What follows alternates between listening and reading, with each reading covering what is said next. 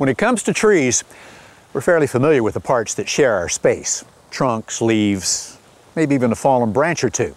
But there's a whole different world of life up at the top that we rarely see or study. That's why one intrepid group of National Geographic researchers is headed up to boldly go where few scientists have gone before. Great Smoky Mountains National Park is a nature lover's paradise. Wild and diverse, it's home to a stunning variety of plant and animal species.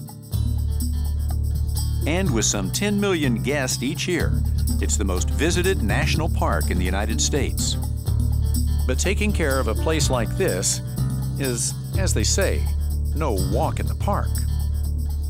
Basically, in the Park Service, we're given this park as a black box and said, here, take care of this, but help people to enjoy it. And we need to open that box so that we can understand what it is we're trying to protect.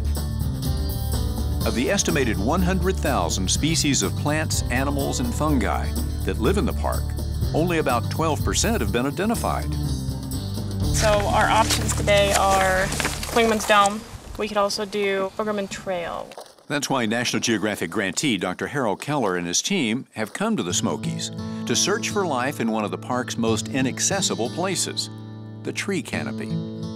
This study is important because it's the first one of its kind, and we are documenting species in the tree canopy that nobody has ever found before. Right here, bright orange. Among other things, they're searching for organisms called myxomycetes, or slime moles.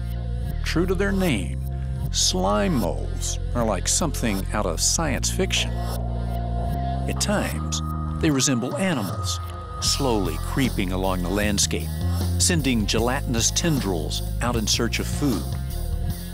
Other times, they're plant-like, producing tiny, colorful stalks that sparkle in the sunlight. The myxomycetes are never entirely plants, never entirely animals, never entirely fungi. They're something different. But despite their alien appearance, slime molds may hold the key to new medicines, like antibiotics or even cancer-fighting drugs.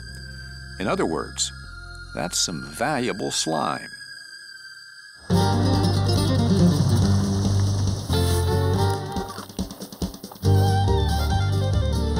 To get to the study site, the team must hike deep into the forest, carrying 50 pounds of gear. These days, Dr. Keller leaves the climbing to his students, while he manages things from the ground. Courtney, I want you to climb this one. Sydney, I want you to climb 107.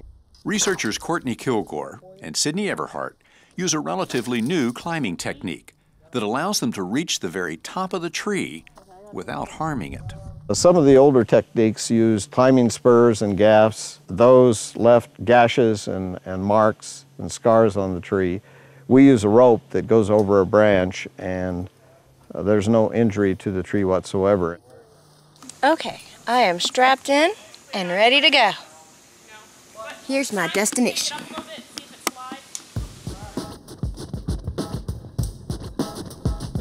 Every 10 feet, the climbers scrape samples of bark into a bag and search for signs of slime moles. While they're at it, they often come across some of the canopy's other inhabitants. This spider is 58 feet up in a tree. And when they finally reach the top, the view is a well-earned reward. The views are oftentimes spectacular. You can get a bird's eye view, literally, of all the bushes. You can see everything from the very top of it. Sometimes the team strikes gold, as they did on an earlier trip. I took one look at it and I said, I think we have something different. They were silver, gold, and the colors of the rainbow, and they were iridescent, which means they reflect the light and shine with these different colors. It was a new species of slime mold, never before documented by science. We had a new species. We had it in the tree canopy. To my knowledge, it's the only myxomycete species that anyone's ever documented is only found in the tree canopy. With each discovery like this comes yet another reason to protect these trees. Just knowing what's there and what's happening, unique species that may be found nowhere else in the world, that's important to us. And you're right next to the tree trunk. And thanks to Dr. Keller and his team, the results of this study will give the Park Service the information it needs to manage this rich and complex ecosystem, so it can be enjoyed by visitors and residents for years to come.